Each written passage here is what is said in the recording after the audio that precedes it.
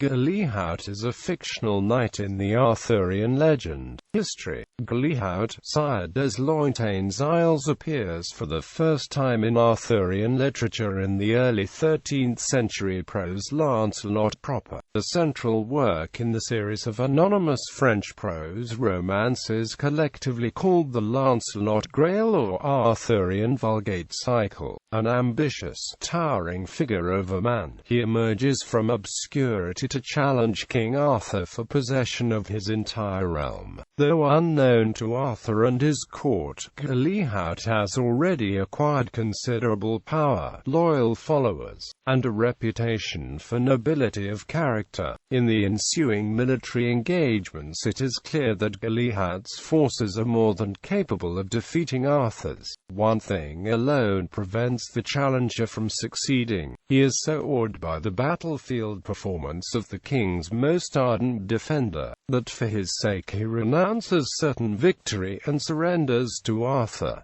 Lancelot gratefully accepted Galehaut's companionship. What follows is a tale of friendship and self-denial, in which Galehaut figures as a major, indeed, as the pivotal character. He becomes the doomed person in the story. For Lancelot, just as he has surrendered to King Arthur, he will give way before Guinevere, yielding the young Lancelot to her in an especially memorable scene.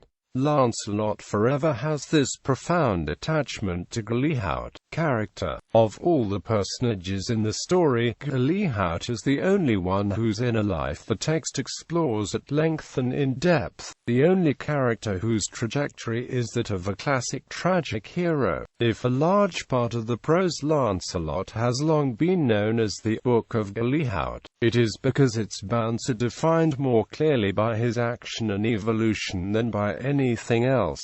Galehaut gives depth and complexity to the works, grappling with the meaning and expression of love, with its obligations and its consequences. Long after his death, brought about by longing, Galehaut is recalled by everyone as an exemplar of greatness. Lancelot, at the end of his own life, will be buried next to Galehaut in the magnificent tomb that the younger man had built to consecrate and eternalize the companionship. Since the early 13th century, there have been numerous retellings, in various languages, of the life and loves and chivalric career of Lancelot. The story of his adulterous liaison with Guinevere has always been part of every significant account of King Arthur. The second overlapping love story, however, the one related in the prose Lancelot, in which Galehaut sacrifices his power, his happiness, and ultimately his life for the sake of the younger man, has been quite forgotten. The character himself reappears in a number of Arthurian tales, in several different languages, but without the same significance. Legacy. Lancelot is the book that Paolo and Francesca have been reading in the fifth canto of Dante's Inferno when they yield to the love. Dante mentions Galehaut in passing as the intermediary between Lancelot and the Queen, and Boccaccio, moved by the great lord's generosity, uses his name as the subtitle of his Decameron.